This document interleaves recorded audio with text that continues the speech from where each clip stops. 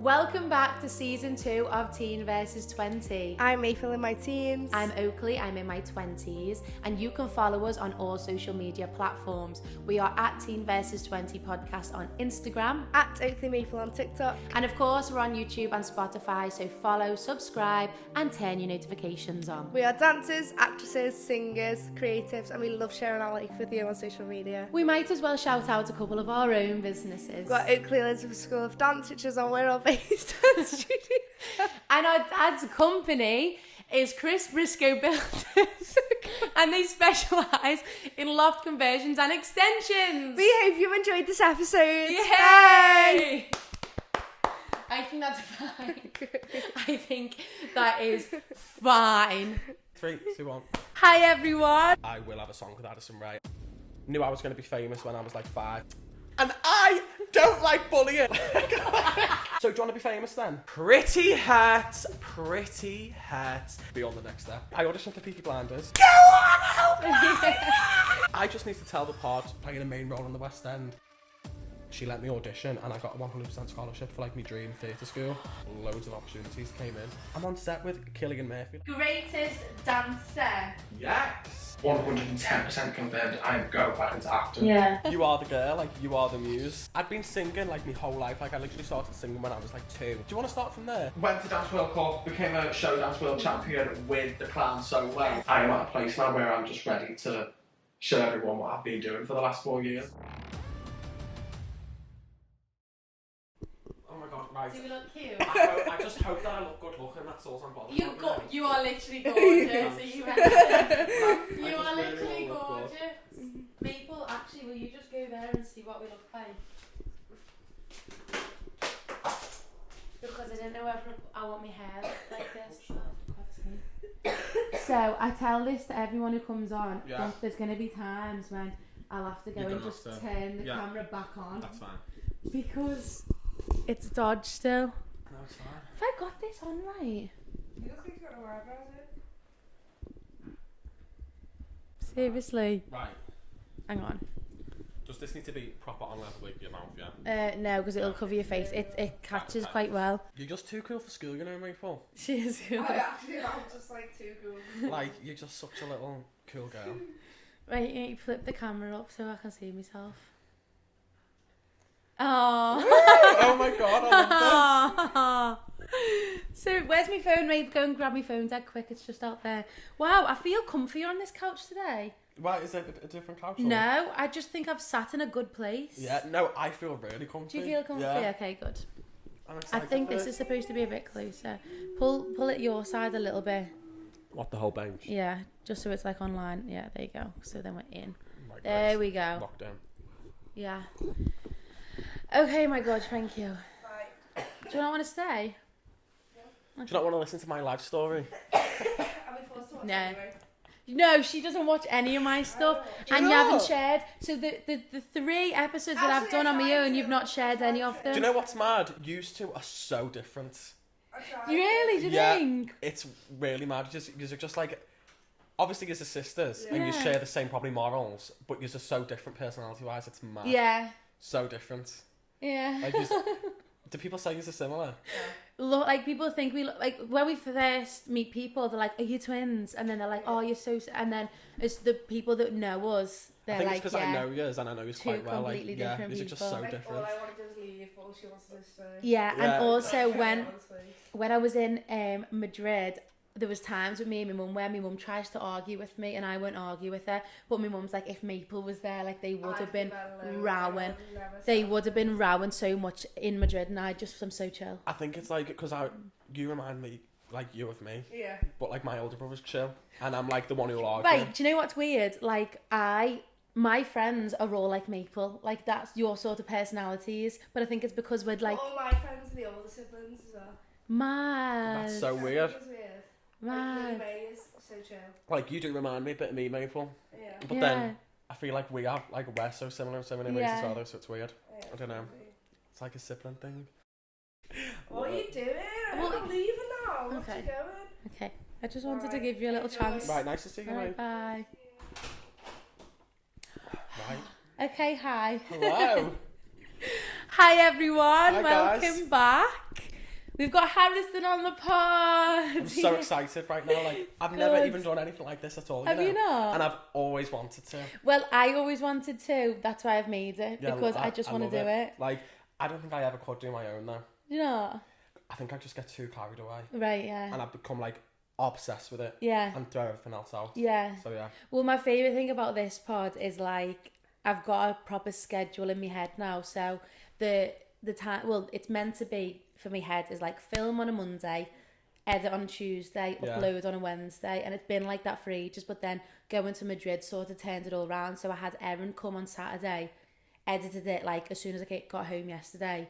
And then it's posting today, but you're here today, if that makes sense. So no one's going to know that you were here until like next week. That's such a good rotation. Yeah. Like, it's a proper, like, well-oiled machine. Yeah. That's so good. Yeah, okay, thanks. Well, okay, so this is your interview, so I've wrote down. I did give you a big stalk.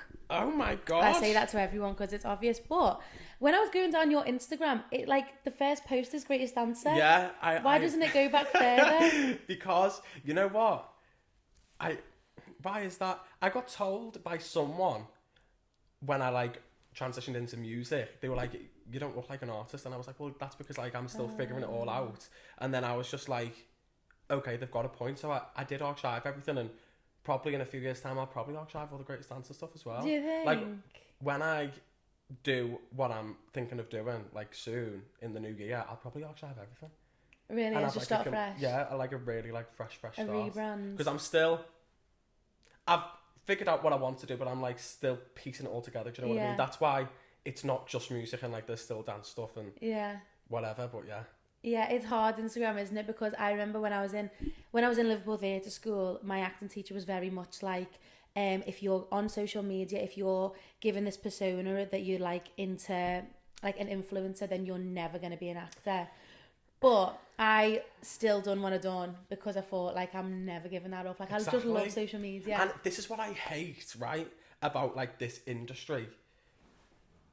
Especially being like an actress or an actor. Yeah. The whole point in the job is that you're an actor. Yeah. Is that you're supposed to act like someone else. Yeah. So like you should just be allowed to be you. Yeah. Do you know what I mean? And I think it's such a thing, and so many people I know hold back their online presence. Yeah. And I think that's the way forward nowadays. You're probably going to get an acting role for being an online presence. Well, I know, and like you see loads of big, you know, especially in America, because when I was there and I was speaking to my acting teacher over there, I was like, what's your opinion? Because I know that my acting teacher, again, he was like 55, like older, so his opinion's going to be different. And they were like, you might get your acting jobs, but you might never get an Oscar. And I was like, that's fine. Like, as long as I'm on the telly and I'm doing what I love, I don't mind. No, definitely. Because America, the like you know, like the Noah Beck kind of people, they're influencers, but they're more like YouTuber, TikTok presence. They all end up doing acting anyway. They're like A-list celebs. Yeah. And you know what? Good on them. I used to have such a thing in lockdown. Not jealousy, because I'm not a jealous person, but like maybe envious. And I just think like, what? Like, I'm sorry. I'm talented. Yeah. I've trained my whole life. I've been working my way up, and now these people are just coming in, and now I'm like applauding them. I'm like, good on you. Yeah. Because you're just making it for yourself. You're the one choosing to do the TikTok dance, you're the one choosing to do the daily vlog. Do you know what I mean? And now you've got this, like, I can't get over like Addison Rae like becoming who she is. So like, I like love Addison Rae. I can't say I'm obsessed with Addison Rae because I'm not. And I like absolutely. But I think I like didn't see any of them, you know, on TikTok. Like back in the day, like they never come up on my For You page. So like like Charlie D'Amelio, not same. Like none of them. So when everyone was like talking about them, I was like, right, am I getting like the right name to the right face? And then what made me like really like Addison was she released an EP, which is like a mini album. Yeah. It's like, and I was just like totally obsessed with the songs. So I have been like Addison Rae like music girl for like before this new song and taken over. But she's gonna be massive, and one day I will have a song with Addison Rae. Yeah, of course. I've said this for you're years. very similar.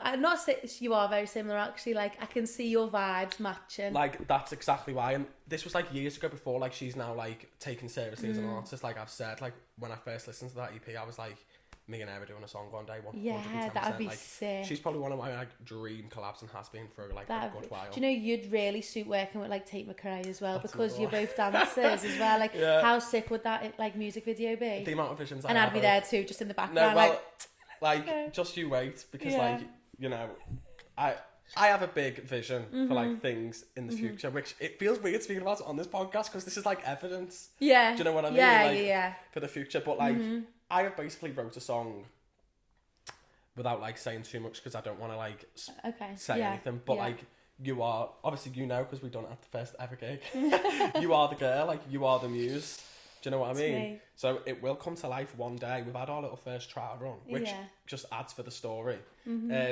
So yeah, but I can't wait for all that to start. Good. Okay, so let's talk about you as like a child star, Okay. because you done Matilda, didn't Yeah. you? You done that Healy's advert was funny. I was stalking it like Yeah. TikTok and I found that really funny. So that Healy's advert was just 3 days of my life. Yeah. But I can remember the whole process, like start to finish, and like will not forget a thing. And people think it's like so weird, but I'm like, it makes me sad that people aren't like that. I was 13. Oh, cute. So how I got that? Well, do you want to start from there, or do you want to like work up to that? Okay. Okay. Let's go from the first job That I ever did. that you ever done. Take Right. me back. So I got an agent when I was 8 or maybe 9. But Jesus. I'd been singing like my whole life. Like I literally started singing when I was like 2. Yeah. Knew I was going to be famous when I was like 5, and Of it's all I was obsessed with. Like, it's all I thought about. Like every single day of my life was just me obsessing over that, basically. And I actually did think I was famous when I was 5. And like I remember, like in primary school, everyone used to like chase me around the playground, like sign my autograph. And I actually signed someone's new goalie gloves. Stop. And I got in trouble for it when I was in year 2, and like I never used to get in trouble. I remember all this random stuff I got in trouble for it, and I remember thinking, oh my god, like I'm the worst person in the world, because I actually in Sharpie signed H.V on Do you someone's know new what? goalie That gloves. reminds me, when I when I finished in Oakleigh after Yeah. like my dance school, I signed all of my point shoes because one day I'm gonna sell them. Like literally, so like that's But the Sharpie, it's Yeah. like you can't get it off. Point shoes as well. like, and the teacher was like, his mum has bought him these new goalie gloves, they're expensive, and I was like, oh my god, like I'm such a sensitive person anyway, and it's like extremely sensitive as a child. Like I felt so bad, but I thought like they asked me for it. Yeah, of course. Like, but- so I've just always been that way inclined, basically. And then I got an agent when I was 8 or 9. And I feel like every child who's like performing in Liverpool knows this agent. Do you know All Stars castings? yeah, I've done it. Yeah. Did you used to go to All Stars? So everyone literally, and I love this so much. So she's like sadly passed now, but Sylvie, her name was. She died. Yeah. It's like really sad because I went to a funeral. Did you? I didn't Yeah. know that. I know, like, I never seen her either since a child, and all I wanted to say was thank you so much. I know, and it's actually mad because when we went to the funeral, we was a bit late, and we thought, you know what, it was literally in the cathedral, and where Sylvie's acting classes was around the corner at the back of the cathedral. We went to the cathedral, we were late, we were like, let's not go in because we don't want to like disturb and, you know, like show up late. So we went round the corner just to like pay our respects and go like down memory lane. We went outside the acting class and a white feather fell down. I know, and we were like, you know what, I think that's the sign to go in. So we went in, and it was fine, like we weren't extremely late or anything. Wow. It was just like such a sign, but like it's like a sign and a message, like life is too short. Like I wish there were so many times I could have just gone back in and Of said, course. Sylvie, like I just want to thank you, because Yeah. she literally got me so much work as a child. Is she? Yeah, and she's just such a character, and yeah. I So- remember doing her like I think there was like a modelling section as well Yeah. of the thing, and I used to just like do catwalks, and I've got I remember I've all got that. this like memory, I don't know. In my head, there's a boy in my head, and I don't know who he is. I've never seen him again. Right. But I just remember talking to him before this catwalk, and he was telling me all sorts about the agency. And then I'm sure like Alice and Julia Carlisle done it as well with me. Like loads of people must have. And went. we done this like exercise where we had to like improvise, get like being burglars or something. I thought you were going to say something else then. What? She had this iconic warm-up where you'd be in a circle and you'd go, bounce and a bounce and a bounce, let's go. And then you'd say your name, so it'd be like, bounce and a bounce and a bounce, let's go. Sylvie, Oakleigh, Harrison, Connor, Emma, and like it was just the most iconic thing ever. It That's still gets sick. like quoted in our house. Really? Bounce and a bounce and a bounce, let's go. Everyone does it. That's funny. I literally only done it maybe like a couple months though. I wasn't there for a long time, and I done Yeah. nothing with her. Like I literally done them like classes or something. Well, this is like a bit bizarre, so he's probably going to kill me for saying this, but my brother went first. Really? Yeah, so like my brother like did a bit like bits of acting work. Like he did like sick. had a few lines on like a CBBC show. Was in like Captain America the Was film. he? Like just as like an extra, but like Yeah, on the screen. So he went first, and then I remember going to pick him up, and then Sylvie just had like a big massive chat with me mum. Yeah. And then the next week I was in an audition for this Oh, yeah. advert. Oh my god, let me go and blow my nose. go on. I'm gonna need to pop Why it would on it there. just start like... So you can tell them if you want. I'll go and Oakleigh is just blowing the nose, guys. Oakleigh is just blowing the nose.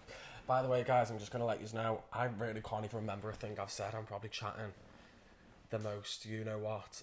But that's me for you. 3, 2, 1. So, went to pick my brother up. Had a big chat with Sylvie. I just remember like doing cartwheels around like the big like warehouse thing at the top of the floor. And then the next week I was in an advert audition, my first advert audition, and it was for, right, like, what's it called? It's got a name, but it's like for kids who like are poor or something like that. And it's like a full like system thing, like something like a you can do. charity? Like a helpline type thing. Right, okay, yeah. Something like that. And I just remember it being like, right. Childline? But like it weren't that. Okay. It was something else. Okay. It had like letters, but I really can't think. Okay. And I just remember us saying like he needs to dress and like he needs to look poor, and I was like don't dress him in nice clothes, and I was like, right, okay, and I was like, this is it, like, because my whole life I'd wanted to be famous and do this stuff, and I was like, it's time. oh my god, like I'm going for an advert audition for the telly, like this is Yeah. crazy. So I went and I didn't get the advert, but the people who were on the casting team were casting for a different advert, so I got put straight through, had to go down to London Sick. the next week, and like this is how like it all kind of started. And it was like my first time, maybe my second time going to London, but like my first time going to London Yeah. for an audition when I Yeah. was like 8. Yeah. And I remember going in and I remember thinking, oh my, it was the same casting woman. Now this casting woman was like so blunt, and I still remember it now. And she just used to question me on so much, like sensitive little boy me who'd like never done anything like You're this like before. 9 or 8. 8. I just used to think like, you hate me and this is really sad. But, like, I remember she was like, what do you do in your spare time? I was like, well, I play games with my cousins. And she was like, what do you play? I was like, we play vampires and wizards. And she was like, so who are you? I'm like, well, I choose a wizard. And she's like, why? And I was like, because I think it's cool. You can do spells. And she was like, do you not think that's a bit lazy? And I just remember thinking, oh my god, but I think it's to see like, can this kid like handle an adult? Do you know what I mean? Yeah. So anyway, I did like 4 rounds for this BP petrol advert, and I ended up getting it. So I booked my first job that I ever got, and I had to go to London literally 4 times, and I always remembered the route to London, and like that's why I'm so good with like London now. Yeah, Like know me way around places. Yeah. That's And then sick. that was basically like, if I'm honest, like I say, I can remember everything, but if I had to round my like childhood up, it was always just auditioning for an advert every weekend. Yeah. Always in the same place in Manchester or in London. Actually, in one of the days when I was in London for that same advert auditioning, I went for a KFC advert that same day. That's like amazing. Sylvie just used to ring up and be like, you've got an advert audition, try and get to it. And my mum, like, not a dance mum, not anything. It's just Yeah. like, what? Like, She's fab, isn't she? That sounds yeah, fab. like, honestly. So that was my first job, BP petrol advert. And then I just kept on auditioning and getting like a little like main role in a short film and like voiceovers and like Peaky Blinders, like a little role Yeah. in that, which no one knew at the time that it was going to Yeah. be Peaky Blinders. I know. I've actually got the best story ever. You're going to love this, right? Okay, So okay. basically, I auditioned for Peaky Blinders, right? I was in my nan's house, I've just got home from school, and this goes to show how much my mum doesn't know, because I always used to go to auditions in my school uniform, which is like, when I did stuff later on that was like more professional, like the casting woman was like, school uniform for an audition? No, you never wear a school uniform for an audition. But And you I'm had. like, oh my god, every audition I literally went. My tie was like that, shirt was like that. Yeah. Like every audition I had my school uniform on. So I was in my nan's after school, Sylvie text, BBC drama or something like that in the Albert Dock in Liverpool, get him there ASAP. And my mum was like, do you want to go? And I was like, yeah. So I went. They had like all trailers on the dock. It was like it was already like filming or That's something. sick. Me and another boy, Brian. Do you know Brian Comer? Yeah. So this is what I mean. Everyone knows everyone. Yeah. Me and Brian. So he was with Sylvie's as well. It was just me and him at the audition, and we were in the trailer. We had to like basically like walk in. Like it was like in a betting office basically. Okay. We had to put our bet on. We had to hide underneath the table and like look sneaky, and then walk off like nothing had happened. So we did that. Walked off the trailer, and I just knew I was gonna get it, and then I got it, and then I'm on set with Cillian Murphy, like the main actor who's done everything. And Sick. basically, I kept on getting called back to set up. Like, this is like the most tiniest role ever. Like, it's a There's small no little such thing. thing as a small role, Harrison. But I was always on set because they kept on changing the location. For example, I'd like open the door in Manchester, walk in Liverpool, put the bet on somewhere in Birmingham. Like, they kept on changing, Sick. you know, yeah. like the shoot Yeah. locations. So I was always on set for this tiny little role anyway. I'm in the makeup trailer. Obviously, I'm only a little part. In walks Cillian Murphy. My mum's not got a clue. Obviously, I didn't have a clue. I was, 9? And all the makeup people, like, changed up. Like, they were like, huh. So my mum's speaking, and he's speaking to the makeup people, and she's like, are you from Ireland? And he's like, yeah. She's like, you've came all the way from Ireland for this? Thinking it was, like, the extras trailer. Okay, oh. But I reckon he's probably thought your mum was just so lovely not being different with him. No, I know. Even though your mum's like not had a clue. She was just dead normal with him. No, I know. And then when I went back for series 2 for, like, a bit of a speaking role, he remembered us. Yeah. I was just like so lovely, and was like, hi. And now like Peaky Blinders was like a massive thing, and we were like, whoa, like no one expected that to like take off, because I don't think anyone actually fully did. And now it's like obviously like some big massive like, you know. Yeah, things tend to like be out for years until you see it, don't they? As well? I know, literally. Like I didn't know, I still haven't really watched it all, because I feel like when there's a series that's already got like a million, I can't. I just can't. And I have to start from the beginning. It's different things like Friends and The Office I'll watch over and over and over again. But like with Peaky Blinders, I've watched like up to a point. I've not watched any of it. Have you not? Not even your like little episode. I remember my mum called me down because it's obviously like really like inappropriate. Like actually, my scene, I like put my bet on, walked, had it in the cupboard, and then walked out. And then after that was like a massive fight scene with all men, knives, hammers, blades, and things, fake blood.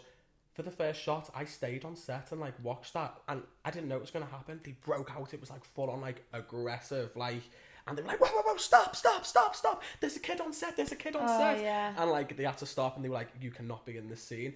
And I remember I just weren't phased at all. I was just like still in my character. Yeah, well, yeah, that's because you're like, you know, it's your job, you're probably just made up to be there. Like, literally, I was like fuming that I didn't get to be in that scene. I was like, it's another scene I can be in.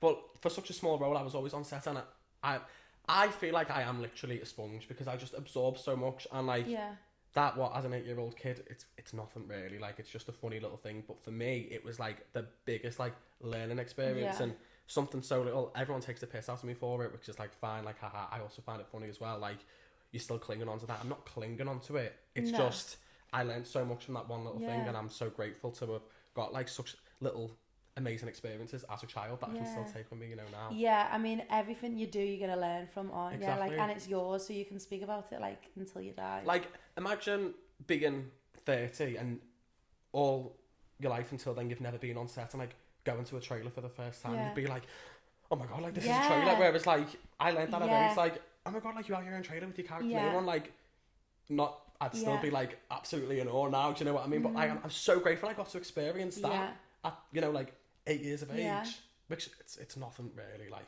at all. It is, but like it's not in a way, because like anyone can do it at that age, do you know what I mean? Like, you don't have to be an actor, or you don't have to be an actor, but there's a reason that you've done it. well, yeah, I guess.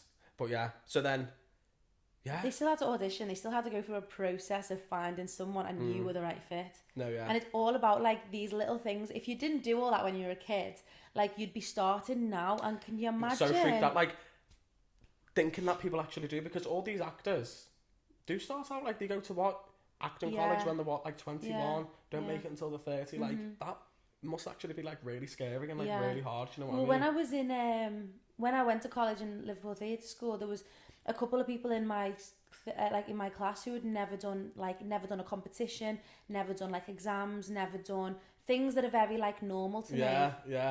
Like things that I've always done. And then like when I can't remember what we done, even like down to like concept videos, we done like a couple concept videos, and I just already knew what the environment was. Literally. And everyone's like, what do I do? Where do I stand? Like, and I think that's sad. I think you should just always put your kid in performing, whether they're going to be a star or not. I agree, because it's just like the best thing ever. Yeah. But I feel like it's so different now.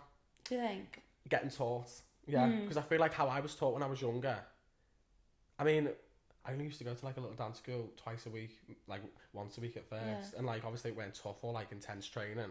But then like when I did like my first like professional thing, that's when I was like in like a proper intense environment. And you know what? As much as I was like the most sensitive kid ever, I was too sensitive as a kid. Right. And this environment, I was still sensitive, but like I toughened up so much, and it was like the best thing ever. And it makes me sad that like people aren't getting that anymore, because like you can't really teach like that now. Yeah, well, I think it's the same with jelly as well, because I went from Oakleigh, which was very like technical, like classical, ballet, tap, jazz, very like normal.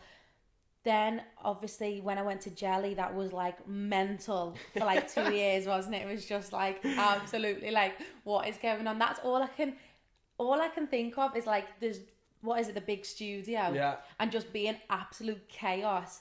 So it's like, rah! And then I went to Liverpool Theatre School, which was like, again, very classical, very like quiet. No one really had any beef. There was never any, like, no one was fired up. So I'm very grateful that I had like a mix of training, because 100%. I've had it from every angle. And I was very shy when I was like younger until I went to jelly. And then I was just like mental. Right. I just need to tell the pod Oakleigh's jelly story, because when I say, obviously you did panto with the people who witnessed it before me, but like I say, I'm a sponge. I take everything in. I can't forget one thing.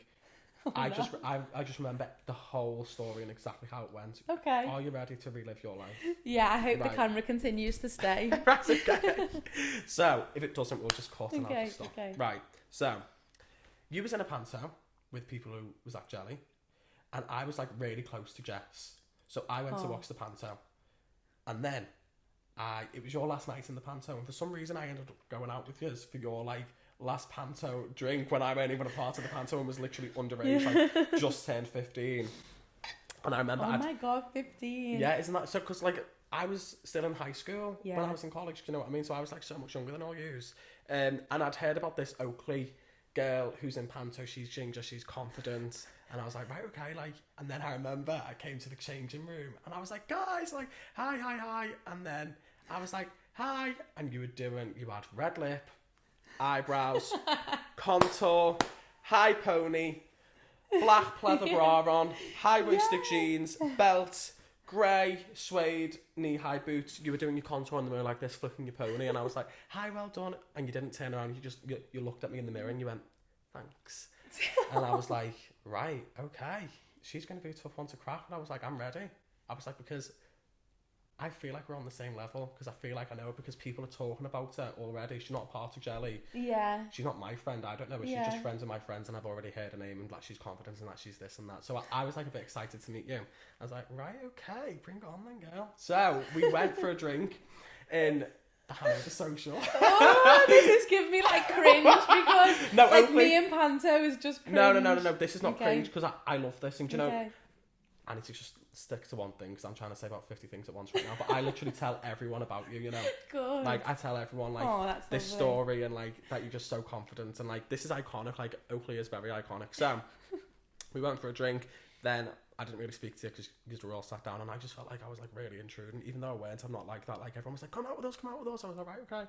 And then we went to Neighbourhood, and I just remember going up to you and saying, so do you want to be famous then? And you were like, yeah, I'm gonna be. And I was like, well, what? I was like, because I am too. And it was like a conversation like this. And it was like, well, are you? So how? And you were like, well, I'm going to do this and I'm going to do that. I was like, well, same. And you were like, oh, yeah. And I was like, yeah. I was like, I'm going to make it. And you were like, well, so am I. And I remember that was like our first conversation. Anyway, it was like the thing like, are you going to come to jelly? Because it was Jordan as well, weren't Jordan? Yeah. So it was like Jordan and Noah. And but then it was like, are you and Jordan going to come and join jelly? Because Jordan wasn't in jelly, was he? I forgot that Jordan wasn't in jelly. So that's your whole story. You two started together. Oh my god, I forgot that Jordan wasn't in jelly. Where was he? I don't know. Oh, for this whole time I've been thinking, I was like, I entered with Jordan already being there. No. Wow. So like you two started together. So I'd met you in the Christmas break, and then January yous both came, and I just remember thinking like, okay, like I get this Oakleigh, I'm gonna look out for her, even though I was like young.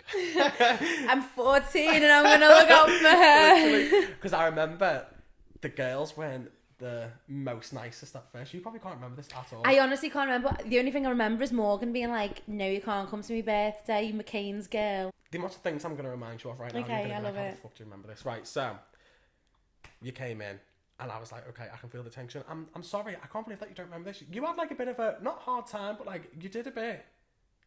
I can't believe that you don't remember this because I really do remember this. Maybe it's like the trauma just And, like I mean, gone. it weren't anything intense. Like Yeah. everyone's nice and everyone's Yeah, their close friends and stuff, and like no one's horrible. But performing arts college is always going to Of be a bit course. like, who's this coming in? She's ginger, she's confident. Oh my god, no, like I need to up my game. Yeah. Like of course it's going to be a bit like that. And then I just remember this one class we had to do a song and turn it into a monologue. Was it when I done it? Pretty hair. Oakleigh. Pretty hurt. Elizabeth gets up and says, I'm gonna do my song monologue to Pretty Hearts by Beyonce. And I just remember looking at everyone and they were all like, and you were like, Pretty Hearts, Pretty Hearts. And everyone was just like, because it was so good. And I just remember thinking, wow, this girl's got it. Like she don't give a shit. Like she's just so confident and like up for it and like is a good student. Like she's going away, she's doing the work, she's putting it in and she's coming to class and she's being the best. And I just remember, I can't remember who it was. I think it might have been Tamsin. I was like, fucking hell, she's amazing. Tamsin. Like honestly, I was so close to Tamsin. I like actually miss Tamsin. I'd love to see her. Was like, oh my god, like she's just amazing or she's so confident or something like that.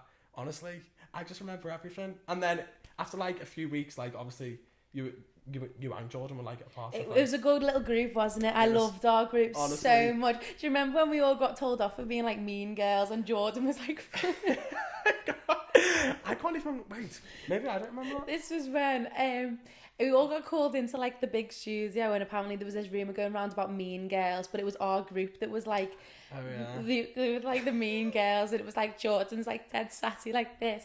And then we get called up to like the cafe bit and Jordan, he must have been talking to Abby or something, like Jordan's like, I'm not a mean girl, whatever, like this. And I'm just stood there thinking, I've been attached to the wrong group this whole time. Why the hell don't I remember? Do you not this? remember No, it? like I remember That's everything. like a big memory of mine, is just being like classed as like mean girls. Oh my god. Our big group. But then I also remember a big massive studio meeting where you got praised for like being like an amazing student. Really? This is why I'm saying you're such a good student, because it was a thing. For like, she comes to every class. She's again, like another thing on like one of your first weeks, like main studio warm up at 8 o'clock in the morning or whatever. Matt was like, look at her, she looks amazing, makeup on, blah, Yeah. blah. And it was like your first week, and I think you felt a bit like, oh, like I kind of want to fit in at the same time as like standing out as like being one of the strongest. Yeah. But something I'll never forget, and like I'm not just like a actor, singer, dancer. Like I also want to be a writer one day. I want to direct. Like there's so much. So I like remember a lot of things from my life because I'm like, I need to use this one day. Something I need to use is your head girl speech. It will never leave my brain because it's just my most favourite thing. When I'm sad, I think about it because it makes me laugh. Honestly, right? I can barely remember it. So I need to tell you, right? So it was like a Premier League. No one took it serious except Oakleigh. Go away, go away, go away, go away, go away, go away, go. Give this a sec, give this a sec. I'm remembering all these things from my life one day when I'm a writer and I do TV series because like they're just too funny not to be on film. So no one was taking it seriously, obviously, because no one really did at that point, but obviously you did because you really wanted to be head girl. No, or student voice. Yeah. I think it might have been student voice. Right. So there was a few people who got up and did their speech and you were like, and obviously our friendship group was so wild, crazy, loud, funny. We all found you hilarious with how like dramatic and stuff you could be at times. So Abby was like, right, okay, Oakleigh, and then you get up and you're like, and I just remember laughing so much and we're all going, go on, Oakleigh! And you're like getting up, like loving it, like loving that we're all backing you. You stand up and you go, hello, I am Oakleigh, like really professional. You're like, I would love to be your head girl or student voice because I think I'm this, and I'm like, she's doing it, and then you're like, and can I just say, I hate bullying, and I don't like bullying, and I think that girls who are nasty girls are so nasty, and I will not stand for girls who are nasty because I cannot bear bullying because I was bullied, and I am just wetting myself, like honestly, like screaming. And we're all going, go on, Oakleigh! I was just saying it like, you went off on like, your emotions got the best of you. You went off on a tangent. I remember this. Oh my God. And I just remember thinking, this is like the best thing I've ever seen in my life. And you were like, so that's why I think, and yeah, oh, I'm fuming. Oh, so I'm fuming. that was Oakleigh's like quote in college. I've been seeing Harry like a lot of times recently, Yeah. and every time I see him, he goes, "Are you fuming?" Right. Like, I think one of the only people who get it, your funniness on my level, is fucking Harry Smallman. Yeah, I know. Because he finds you as funny as I do for like these little funny dramatic outbursts. It's one of my favourite things ever. Yeah. I think that just is so hilarious. And I miss you all so much because like I had none of that in Central. Yeah. Like love, like the girls are fab. The 12 girls that I was with, fab. But what I was missing was like that energy where everyone would just loved each other for who we were. All of our group were different. We all had our own things that we all just loved, and it was always just like appreciating you guys, and it was always cheering. Yes, do this. Yes, do that. And that's what I miss so much. No, I know. And because you know what? That's what I love. It was actually nice as well because we weren't overly close, like best friends, Yeah. but we were just like a funny group in college, and we were all just so different, so we couldn't have been like overly close. And obviously like there were people who were more like well behaved than others, and obviously I was like younger, so I was like obviously I was a part of it, but like never felt like fully like used because I was always having to like use like someone's ex-boyfriend's ID who was like way older than me, like to try and like be out with yous and stuff. But yeah, no, it was just so funny. But they're just like some memories I can proper remember of Did you I in get college. Did I get the head girl? I think I did. I don't even know. I think I did.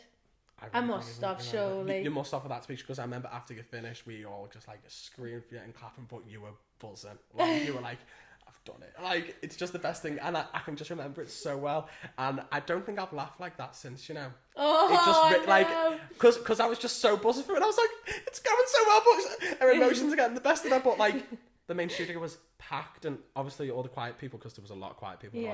Are just like, as you're like, and the girls who were just horrible, and like, and it's just, I can just see it. I so well love in my that head. so Honestly, much. I love it. I miss it. And I didn't realise how much I missed it until I'd done your gig and we were doing rehearsals in Jelly. Yeah. And I was like, the smell, like everyone seeing Jess Acro and Acro rehearsals downstairs. Literally. Like being in the studios. And then when Jen walked in, I was just like, hi. I was like, I've not even spoke or like messaged on Facebook or nothing since. Yeah. But hi. Honestly, it's Oh, mad. it was mad. And then seeing Faye and I just love everyone who I was with in Jelly. Like, No, I honestly. just love you all. And you know what? Like, I think it's nice that maybe like you've not like been around it since, because like you can keep your memory for what it is. Do you know what I mean? I think like love that's so it. nice with things. So I like proper like chase nostalgia, but I feel like I can't keep my memories where they are because they're too memorable. Yeah. Like, I'm still feeling it now. Like, So do you remember like my 17th birthday coming in this house? yeah, like when I came in, I was just like, oh my God, like I can remember everything. I thought walking from the train station, I was going to be like lost. Now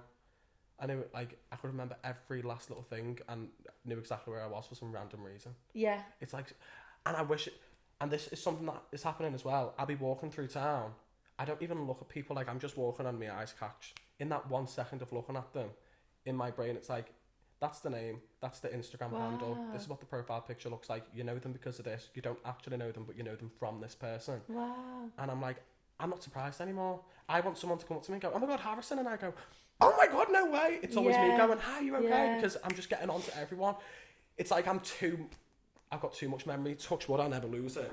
Yeah, my Because God, I'm so grateful that. But like, I feel like nothing's a surprise to me and I can't like relive anything. And I'm just like, I love this feeling of nostalgia so much, so I'm always going back in my head and thinking of like memories and stuff. Yeah. But like, I wish I could have what you're having now, where you're like, oh my God, wait, now I can remember I this. Now don't I can remember remember this. anything. That is mad. I really don't, you know, and even I was trying to think about things that happened like last year even. I just don't remember anything. And when I think about like even my childhood, I really don't remember it. Oakleigh, I remember like every last little thing, and I can remember ages, like what age I was when I did this, what I was wearing when I did this, what like they were wearing when they did. Like, I remember what you were wearing when I first met you. Yeah. Do you know what I mean? And that was years ago, and it was like only like a few seconds thing before we went out. Yeah. But I remember it so well. Like, Wow. it's so weird. I don't know what that is. But I love it and just keep it forever. Yeah. Okay, so let's talk about what happened after your we're going in a bit of a like Yeah. timeline situation. Right, The okay. timeline's fine. Yeah. What happened? So let's talk about Matilda because that's a Okay. big deal. Yeah. So tell me how you got it, what you've done. Because I want to know, were you in school then? Were you getting schooled at the same time? So this is my like crazy life situation. So, you ready for this? Yeah. So, going back way back when I was 9 years old. So, actually, let's go from the start. Since Okay. I was like 3, I've been obsessed with musicals. I've been brought up on musicals. Annie, Oliver, Sound of Music, like Yeah. all these different musicals that were musicals before I was born. Mm-hmm. Matilda was the first musical that come into my life. I've been to watch it in the West End. I had a Bruce Bogtrotter lunchbox. I used to listen to the cast recording every day, but no one else around where I live knew this musical. So I used to tell my Right. friends who I played out with that I wrote Naughty, and they all believed me. Yeah. All the boys at school used to make fun of me for my lunchbox. And I was the most sensitive kid ever, but I didn't care because I was like, this is my secret thing that you don't know anything about. Yeah. And then when I was in year 5, I remember all the boys came in, well, all the kids came in, they were like, did you see Matilda on Children in Need last night? And like my stomach dropped because it was like this special little thing that I was like obsessed with is now not my special little thing. Like everyone now knows this mainstream musical because it's now in the West End and Yeah. is on TV and stuff. Yeah. So anyway, that's how obsessed I was with Matilda. Then, just before, so I went to theatre school in London, like the high school. Oh, did you? Yeah, so like I always had my heart set on that since I was Okay. in year 3 of primary school. So I always knew I was going to go to performing arts high school. My mum was like, yeah, like you can just think that.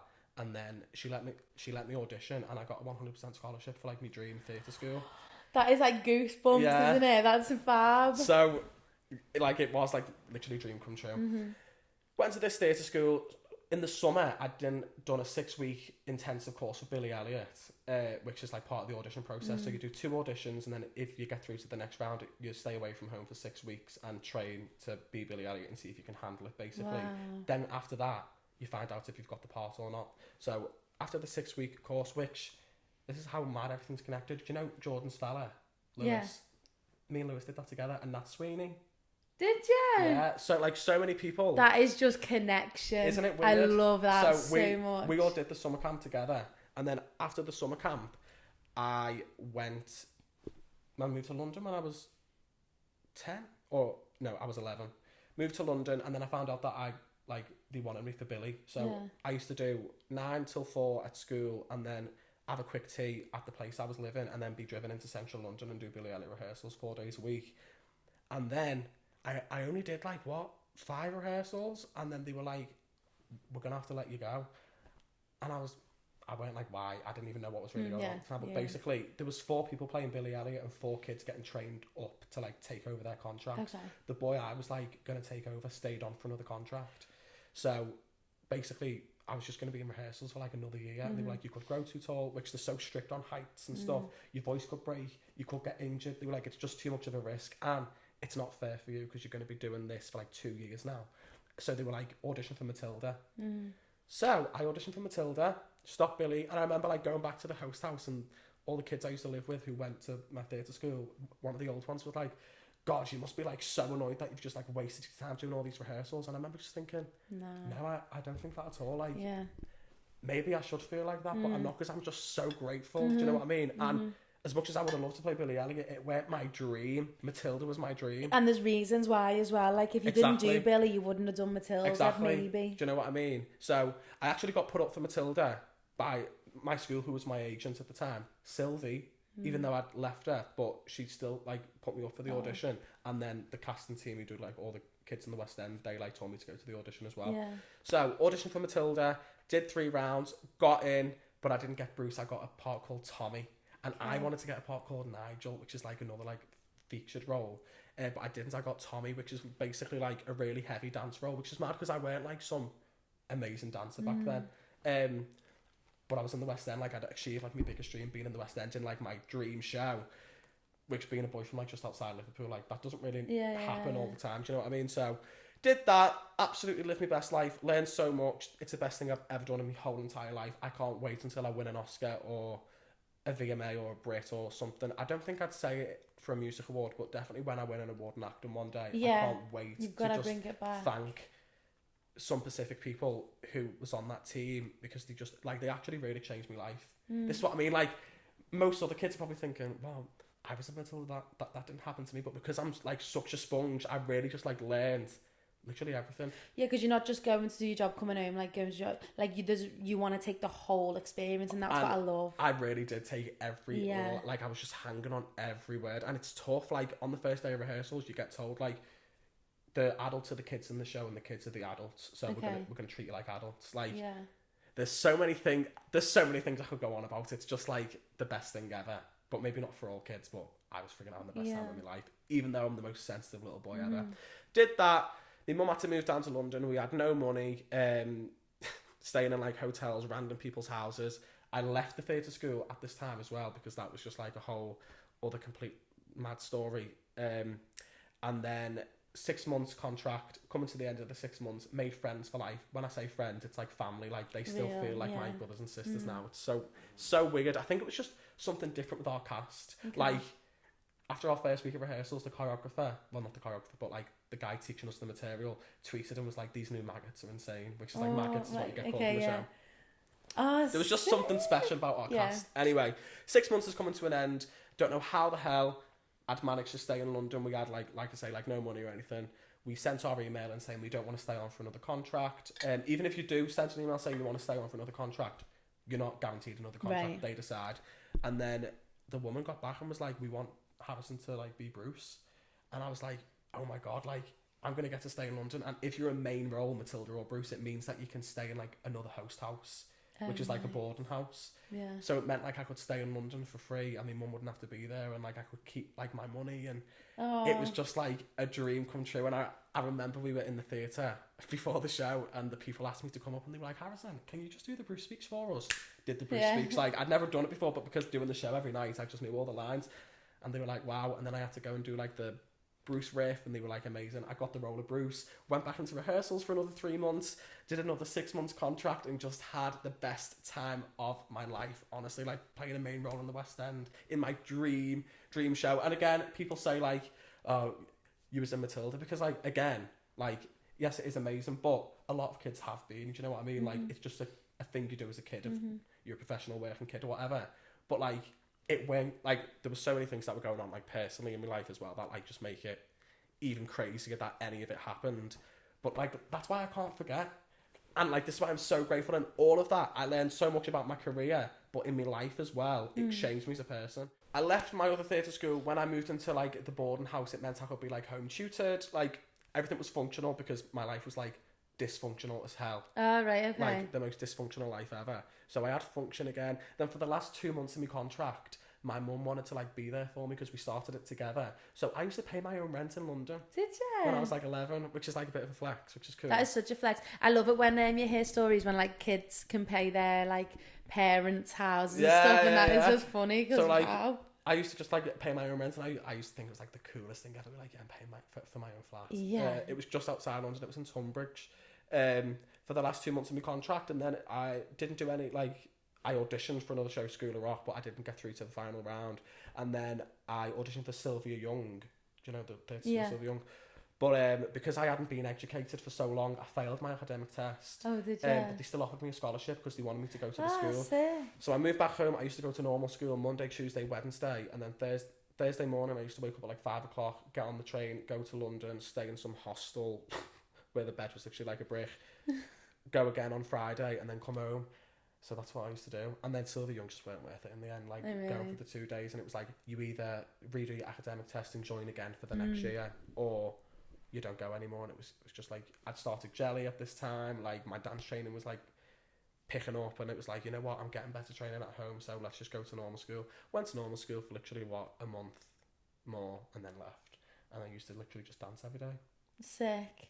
So yeah, that's kind of like the childhood story. And then I went into my teens then.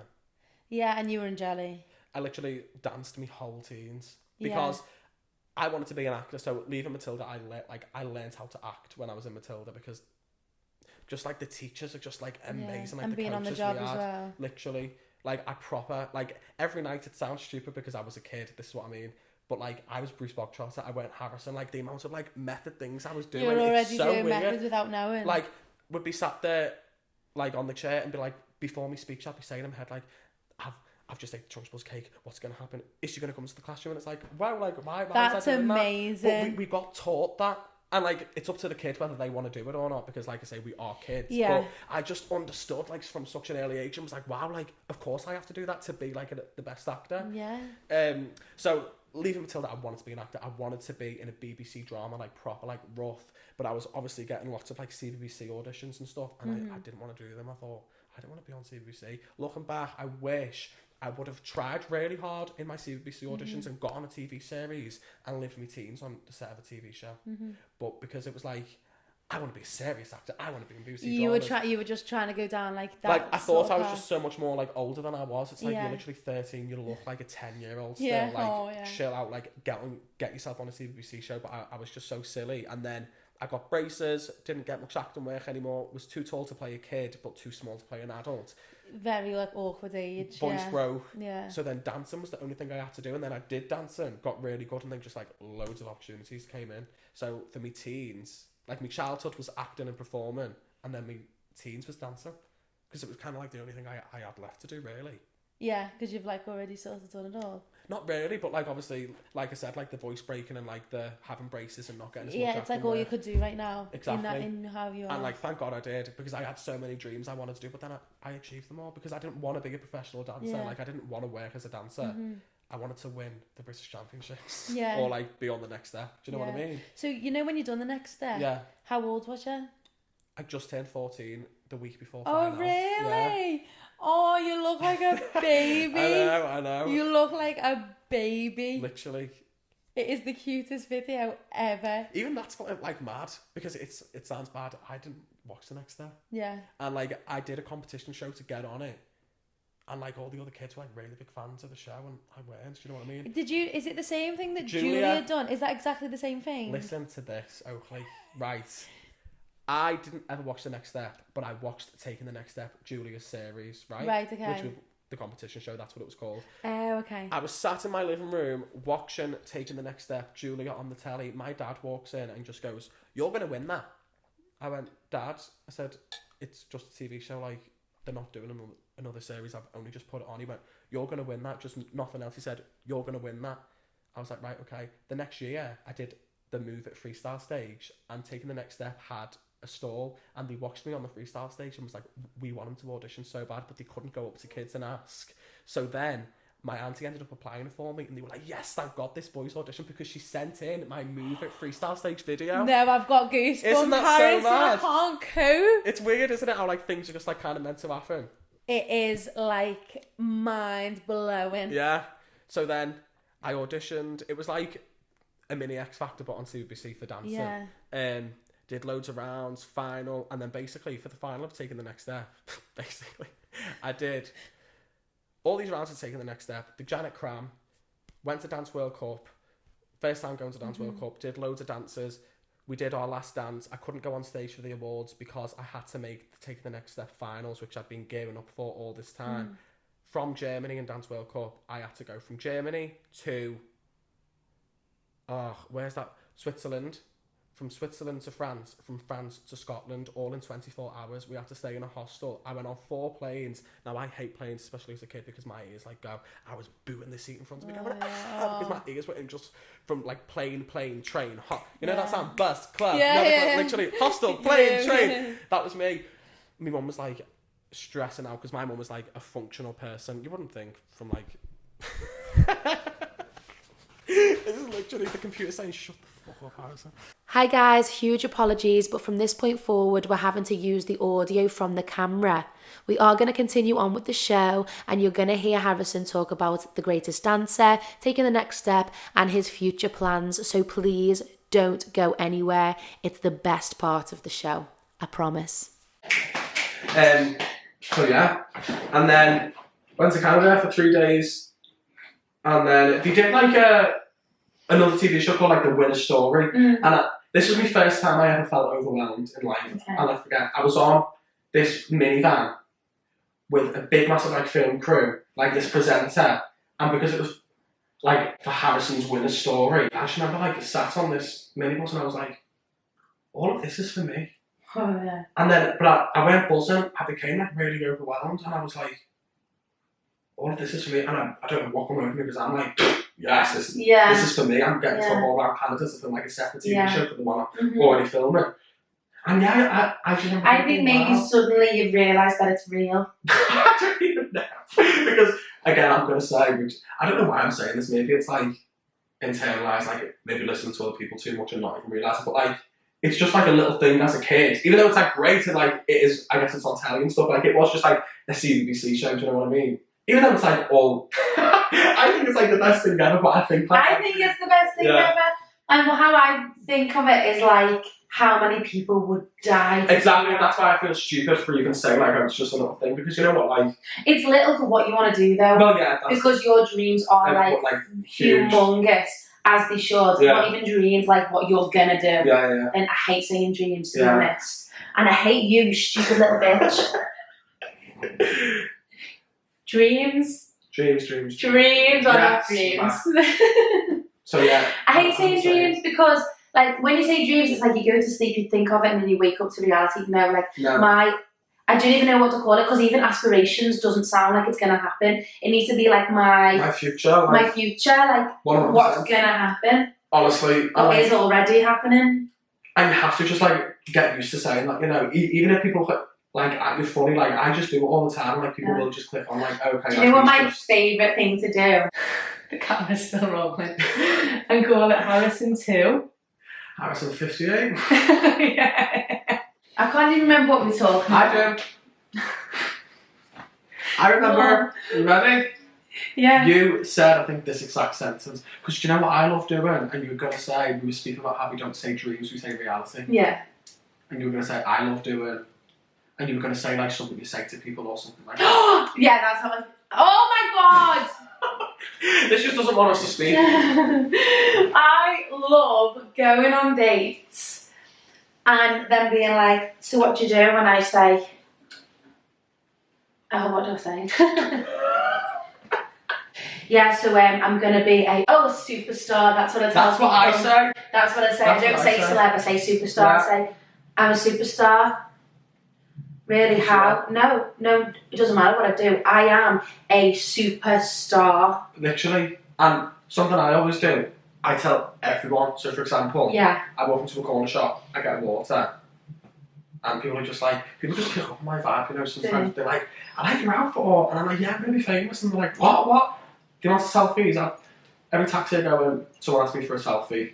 Every corner shop I go. Yeah, I'll remember that when I see you on the telly. Literally, or I got fined once on the train, and I was like, do you know you're not going to be able to tell this story one day? And he was like, what do you mean? I was like, do you know who you're fining? And he was like, what? I was like, I'm going to be like really famous. And he was like, what? And it was like he was so confused. I was like, so, just remember this story. Did you still pay him? Don't even start on blood train fines. Okay. Because yes, I had to. I've got a big fine for my car, but that's a whole other whatever. That's got nothing to do with you. So, let's now talk about greatest dancer. Yes. I don't block the greatest dancer out, but I don't know. I don't actually think about it ever. Do you know? Really weird, yeah. Even though it was like a massive. Did you go on the greatest dancer after having a Leo, or was you after? So I was series 2, and I didn't ever think. I didn't want to do it when they was on. I didn't look at it and think like I really want to do that. I thought that's amazing for them, but I didn't ever want to do it. And then how did my greatest dancer? So I did Dane's class at Move It. Got picked out. That's what I was going to ask you. Did you ever do anything with Dane? So Dane loved me, and still loves me, and I love Dane. I love so Dane much. He's one of my favourite people. I think he's so funny.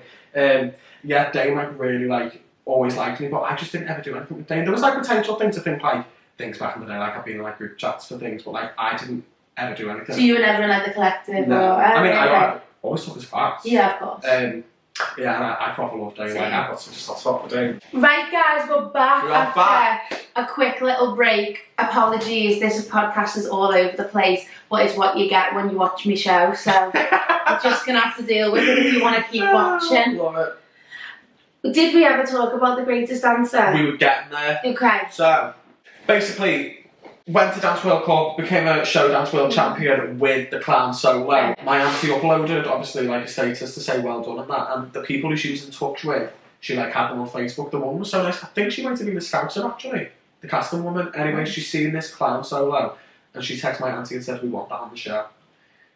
So I like didn't even realise I was even in the running for the greatest dancer, but from what I did know, I knew that I hadn't anymore, so I just completely shut it off. Then my mum and my auntie sat me down because I am quite dramatic and stuff like this when it comes to my career, obviously. They were like, the greatest dancer want you again, but they want you as the clown. And I went, no.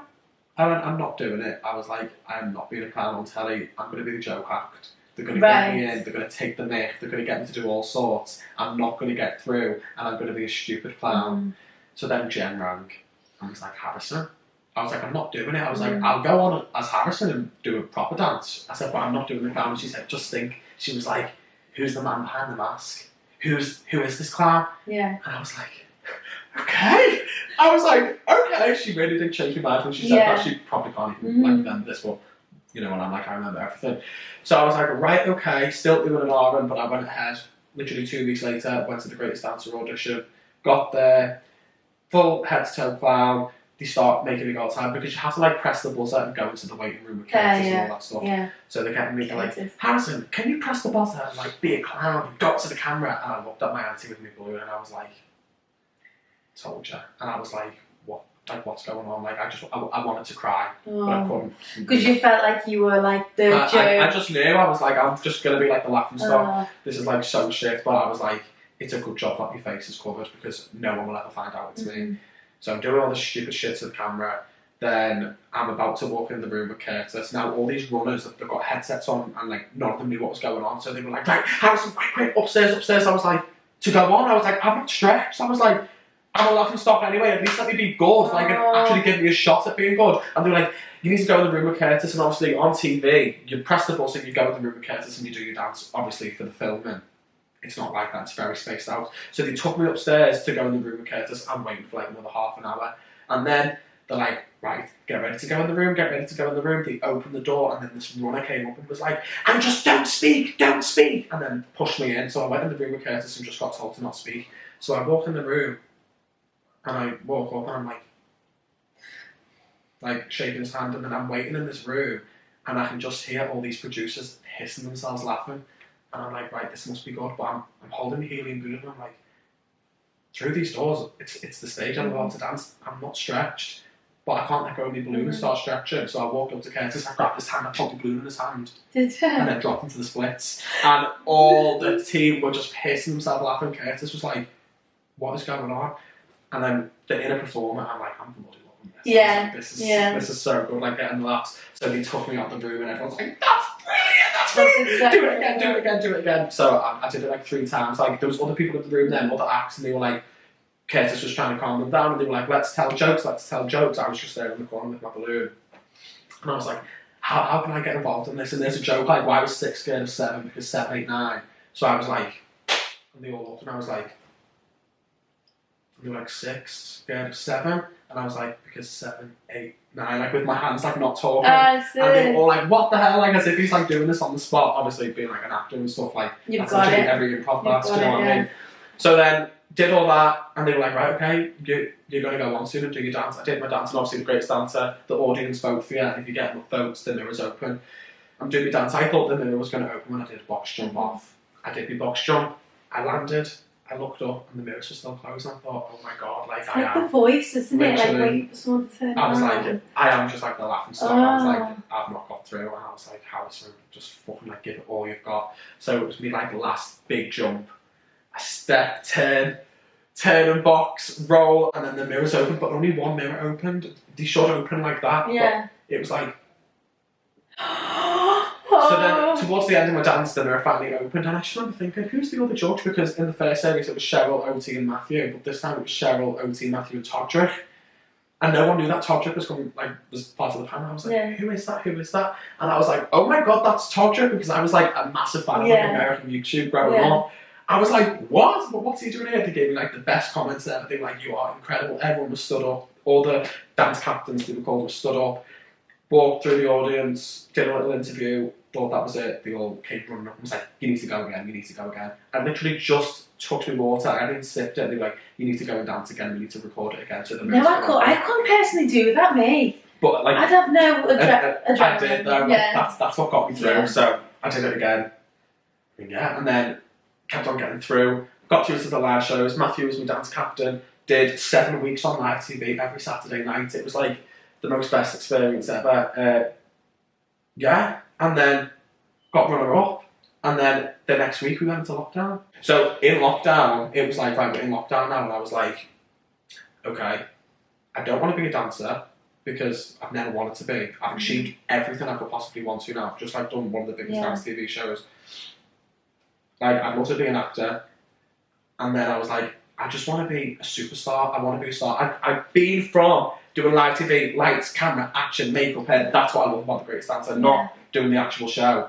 Everything that went with it, the team, the creative, the cameras, like doing a dance for stage, but also for camera. Like, I understand how live TV works, I understand how cameras work. It was performing for a live audience every night. I crave that. And I was like, I need that in my life again. And I was like, how can I get that? By becoming a pop star. I'd always wanted to do music. Since a little boy, I grew up on Lady Gaga, Beyonce, Michael Jackson, Pink. They were my icons, and it's all I wanted to be. But because I couldn't play an instrument, I never pursued it. Which sounds weird to say, you pursued something at the age of 5. Well, yeah, because I did theatre and acting. You already had the brain for it as well. Do you know what I mean? But I just didn't ever pursue music because I couldn't play an instrument. I used to try and write songs. All my childhood, could never get anywhere. I used to copy Disney Channel songs and try to say they were mine.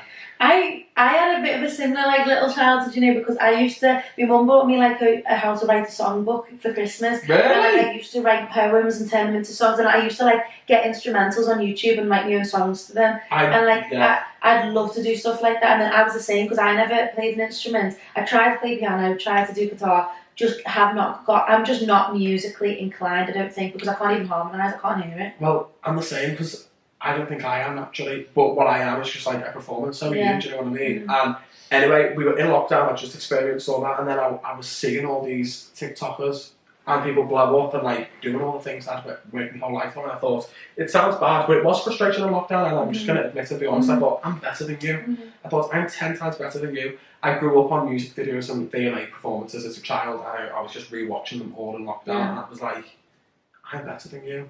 I can entertain a crowd better than that. I've just done it for like 7 weeks, and I thought, if only I could write a song, I could actually start achieving this dream. I went through a bit of a time in lockdown, which I'd never talk about, and I'm probably not going to, but I'd never been sad in my life before, which sounds stupid, but I've never experienced sadness ever.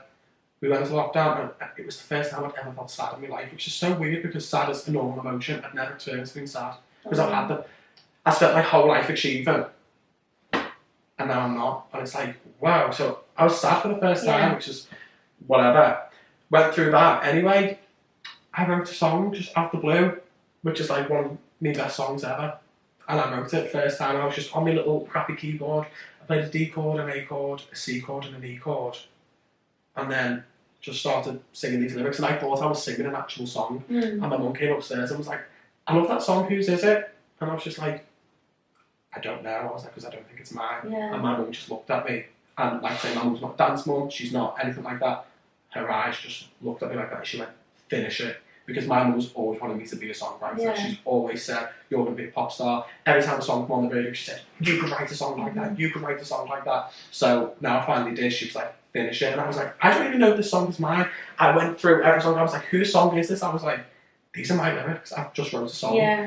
And then every day since, I came with a new idea, a new lyric, new song title, new idea for a music video. And then I was like, right, I can pursue this now. But I was like, where do I start? Because I just from like being in like the same industry or like the height at one industry to just drop it all to start another, because it's not the same as performing arts. I just thought, right, in acting and performing you get an agent and you go for auditions. So for music I should just get an agent, but then is there an agent in music? Because everyone has a manager, but then there's also a record label, but like everyone knows what a record label is, but no they don't, because I didn't know what one actually was. Like, what does a record label do? Are they your manager? No, they just give you money to do your song, but you're under them. It's the most confusing industry ever. So I've literally spent the last 4 years learning about this industry, because you can't like learn it, no one can teach you, you have to just go out and do it. So I've spent all these years writing songs in the last year of college and knew, right, that's it, like I didn't ever want to go into dancing anyway, that was never a thing, but like it was acting, and now it's acting or music. Which is wild because you're such a good dancer as well. I just never wanted, like, because I didn't dance as a kid, I performed as a kid, and then dancing was in my teen years. And I just wanted to be a British champion, English champion, world champion. And then I did. And then I've done TV shows with it as well. And I was like, wow. this is like friggin' amazing, but so much more than I ever wanted. Like, Yeah. I've done what I want to do with dance, and I'm not saying that I've done it all, because I've not, because I went a professional dancer, even though I was dancing at a very high Yeah. level. But yeah, I just didn't want to. And then, yeah, it was like, right, let me do this music thing, which I'm still doing now. Like, it's took me like a long time to like really find my feet with it, and it's more understanding the industry. Like, it's took me so long to understand the industry. It's just such a bizarre industry, but like, I am at a place now where I'm just ready to show everyone what I've been doing for the last 4 years. So I was gonna say when you release and everything. So, I have always wanted to like sign a record deal and have a manager before starting anything, because for people who don't understand the music industry, like, for example, I wrote my first song and was like, right, I wrote a song now, let's be a pop star, so I need to do an arena tour, and then I need to write this song, and then I need to get a manager so that they can get my music video. Okay, because that's what Katy Perry and Britney Spears and Lady Gaga and Michael Jackson and Bruno Mars do, because they are established artists. But no one understands, like, the come up of an artist. Like, do you think that Dua Lipa was doing a high budget music video for her first song? No, she released her first song when she was like, what, 16? Yeah. Just filmed a little shitty music video in Hampstead Heath Park or something. Do you know what I mean? Like, you don't understand, like, people start from the bottom, just like we do in any industry. So the last 4 years I've had to realise that and work my way up. But I have always wanted to like sign a deal and have a manager, and that's why I spent so long behind the scenes, kind of like grafting for that and waiting for that. And it's like so many things have like nearly happened, and I've got close, and it's not, and it's bad, and it's like, you know what, no, I'm doing it. Like you with this, like you're making your own thing. I am doing it myself, and that's literally what everyone does nowadays, because the music industry like is crazy. And I do want a manager, and I do want a record label, but that will come with what I'm going to do. So in the new year, I don't know exactly what dates, but I'll be definitely releasing like my first single. Oh, sick. 100%. And then just carrying on with music. But I'm also wanting to get back into acting. Okay, yeah. Because I've had an agent since I was 8 years old, but then after in lockdown, I signed with like a massive agent. I signed with Into Talent, which is Jen's. Sick. Yeah.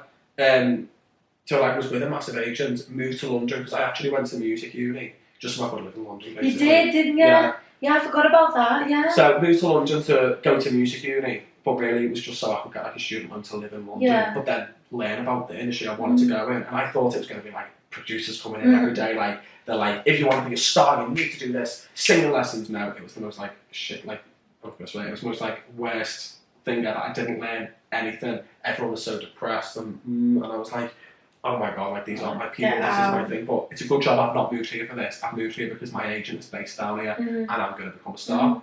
But then it was still lockdown times, so I was just getting hardly like no auditions. It just takes forever to come out of lockdown, didn't it? Literally, like, and the only people getting jobs were people who were already working. So I had a big meeting with my agent and explained, I was like, I want to do TV work, I want to be doing this, and he was like, that's great. He was like, we will put you up for that in 2 seconds. He's like, but we can't right now because no auditions are open, it's just all people who already. And I'm like, oh my god. So then I had to move home from London because I'm like running out of money, I couldn't live there no more. And it was like, there's no point being with like one of the biggest agents in London if I'm not even down there, do you know what I mean? And with the time right now, and you will have to like big names and big stars, and I am one, but I'm not one yet, do you know what I mean? So like, I just don't, it was like right age at wrong time, basically. So I left, I got with a smaller agent, got a few auditions, but then I got braces put back on. I had to pay back for braces. I had braces twice. Okay. Yeah, so when I got Your braces... teeth look dead nice. Thanks. You do? I mean, it's worth it, like... Yeah, they look lovely. 2 bloody years having them on. I thought I was only going to have them on for like 4 months. So then I had to like kind of wave goodbye to acting, basically, because the only auditions I was getting furthest in was a kid with braces.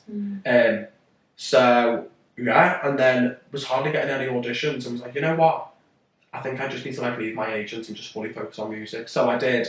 Being focusing on the music, and like now I'm just like, you know what? I've always had an agent, and I've always wanted to be an actor, and I was kind of waiting until I'm like in like my mid-20s, maybe like early 30s, to like really pursue acting. And I'm like, no, like I am a fucking incredible actor. I am like, it sounds cocky or whatever you want to call it, but it's like, do you know what it is though? Right, I realised something, and I feel like you're going to relate to this. Okay. So, because I wanted to get back in acting, I did, this big casting director was doing these like acting classes and acting talks. So I signed up for it, did one, it was like a chat, and then she like gives you like pointers on a scene or something.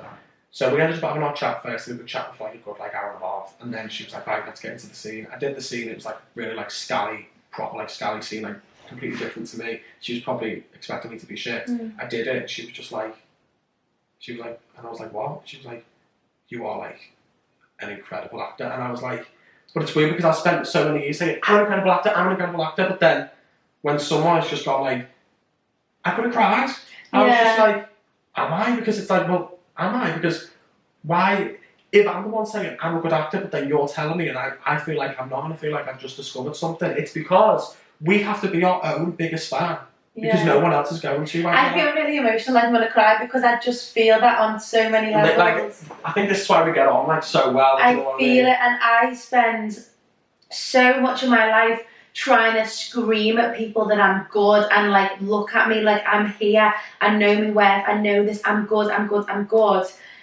And it's almost like it's because you feel like everyone's deaf and no one can hear or see you.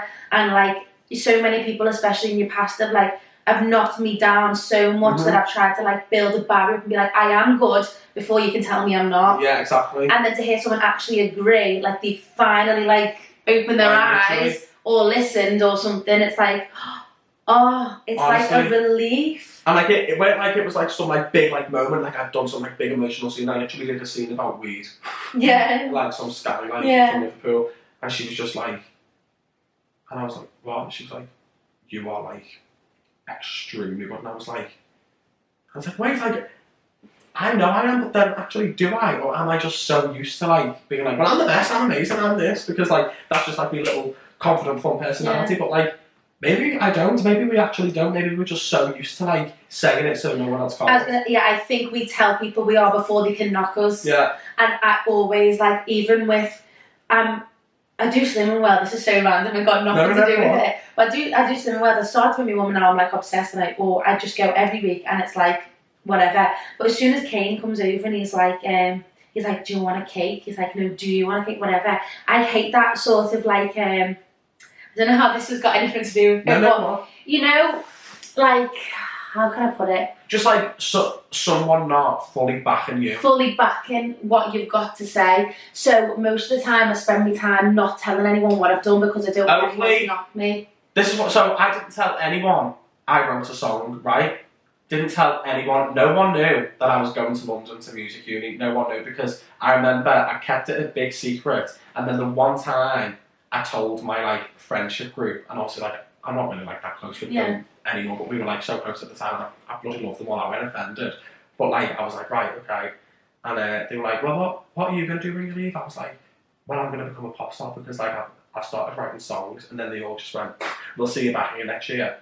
And I was like, right, okay. Yeah. I just wrote that to tell anyone. I hate it. No one else. So like I didn't. Okay, I've been like a weirdo for the past 4 years, being so secretive, and I thought it was like professional, and like, no, it's freaking weird. But it's like, you know what? You can't, because so many people are like so judgmental, and we don't care. But like, you are a human being, of course you're gonna care a bit. Yeah. And like, that's kind of made me realise like I've been such a closed book, and like it's actually not healthy in a way. I never tell anyone until it's happened, even with dates. I don't tell my mum I'm having a date until the date's done, and then I tell them, because I don't like jinxing things. No, yeah. And I hate other people's opinions on my life. So I never give my opinion. Now, I'm quite an opinionated person, and I don't even believe like I know that I know what's best. But it's like I always ask people, I'm like, do you want my opinion? Because I know it's the most annoyingest thing when people just give them their opinions, and it's like, you know what? I did not ask for that, because I'm actually okay. Yeah. So I always say to people, I'm like, do you want my opinion? And they go, yeah. I say my honest opinion. Yeah. And I let them ask for it first, and before like giving it, because when people do it to me, I just think, shut up. I hate people knocking me, and I hate people like telling me they know what's best, or like laughing at what I've got to say. So I am my own biggest fan. I always have been, and I'll do what I do, and that's it. I sort of do it with a big like barrier around me, I feel, and I'm like just pushing through life, just like I'm gonna get to where we go. Honestly. And no one can say anything. I'm just like knocking everyone else as I go. Like just leave me to it, and like leave me to do what I want. Literally. But her saying that, I was like, oh my god. And I was like, you know what? Like it's been so long since I've actually like heard someone say that, and I honestly just went up like it was like a really good like thing to happen, and I just come off the call and I was like, that is like 110% confirmed I am going back into acting. Yeah. And I was just so buzzing, and honestly, like, it really, like, but then it made me realise, like, maybe I actually don't think I'm good, and I'm like with me saying, like, just like so used to saying it, which is sad, really, isn't it? It is sad. My acting teacher used to say I was the most insecure, confident person, but I don't believe that because I don't think I'm insecure. No, I did not think. I think I was insecure with him though because he used to tell me that everything I was doing was wrong. He said he was so like, you're amazing, you're going to be a superstar, like if anyone's going to make it, it's going to be you, sort of thing, that energy. But then he used to be like, but if you're going to do YouTube and you're going to do Instagram and you're going to do all the things I love to do, he would knock all the extra things. I hate it. So then I used to go into acting, like pretending to be a different person, being like, oh, did you watch Love Island? No, I didn't watch it. No, I didn't watch it. Like when I did, obviously, but... Because you know what? Do you know what the most important thing is in life? Is just being authentically yourself. Because you know what? That's why I like you so much. Yeah. And that's why I tell literally everyone about you. It's because Oakleigh, when she says, oh, I'm so confused about Oakleigh when she got up and did this, or Oakleigh, the first thing I say is, do you know Ginger Oakleigh? And they're all probably going to say yes. And if you don't, I'm like, she's so confident, she's so this. Like, that's what makes you you. Do you know what I mean? And again, for acting, it is a thing. But I don't get why, and I think moving forward, I don't think it will be a thing anymore because it's in the job title, acting. So if you want to get 1,000 tattoos on your body, which when I got this little star tattoo for years I said, I'll never get a tattoo, and I'll never dye my hair because I need to be professional to fit any role, a blank canvas. I was in London, I've been writing songs, I weren't getting any auditions, and I was like, I'm going to do it because I'm an artist now. Get talent. 50 quid, this cost me bloody money, can you believe? But this is like my little thing of rebellion. Literally, do you know what, I love that post when it's like you as a kid, the star, and like shades in your Stars head. have just always been my thing, and keep an eye out for the whole star thing because that is my brand. Yeah. Okay, well, Harrison, the camera is gonna die, but I think we've covered everything that I wanted to cover. So you're gonna be a superstar, and I'm so excited. We are both gonna be superstars. We're gonna be superstars, and sorry that the podcast is so chaotic. I'm sorry that your experience has been like chaos. I've loved it. But I feel like I just am chaos sometimes. No, we are chaos. That's what we know and love. We do. So, I hope you've enjoyed the podcast. Anything you need to say or anything? Oh, I forgot to ask you my favourite part. What? If you've got any advice for any teens, because it's teen versus 20, okay. Any advice for any teens who want to do what you're doing, what would you say? If you know that you've got something special, you have to work hard, you have to have loads of fun, and like, even though I did say work hard, sometimes you've got to work smarter than work harder. Take of that what you will, and just let that sink in and have a good think about that. That's what I'd say to someone in the teens, and I feel like we can't say it for 20s because I'm only 21. I'm only 22. And also have fun. Because when I was a teen, I thought 21 was like 51. No, same. When actually, I don't feel any different. No, I feel exactly the same. Like, it's mad. Yeah. Do you know what I need to find? A teenager to sit across from me. I need like Amy Charlize or something to come on. Literally.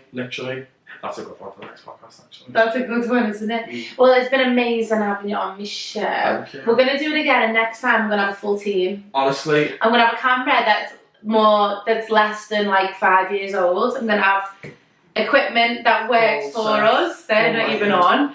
Full shebang. But this is part of the story. Of course. Oh, thank you so much. No worries. I'm just happy to see you. I know. That's my favourite thing as well about this. Like, I get to see you all and like post and like show the world what you're doing. It's so mad to see like how everything evolves, isn't it? Like just think of you in the road doing your contour and me being like 50 and be like, hi, and be like, hi, you're okay, and then us being like, well, are you gonna be famous? Yeah, you. Do you know what I mean? Like to Saturday and I like talking about it. It's weird, isn't it? And then just thinking like years time when like I'm on a music video set and I'm like, right, okay, it's the time to finally do this music video, and like you're like, well, I'm just coming off set like doing this acting job, but yeah, like I can make it, and it's like that. That'll be like the next time. My favourite, like imagine like a video and we're like in the NTAs or something. I'm like, Harrison is this video, it's like Oakleigh sees like old friend Harrison and like literally Harrison, oh my god, like I like that's my favourite thing to do. I just love speaking about like thinking all shit like that. Me too. I do it every day. Same. It's really bad. Okay, well, bye. Bye. Bye bye bye bye bye.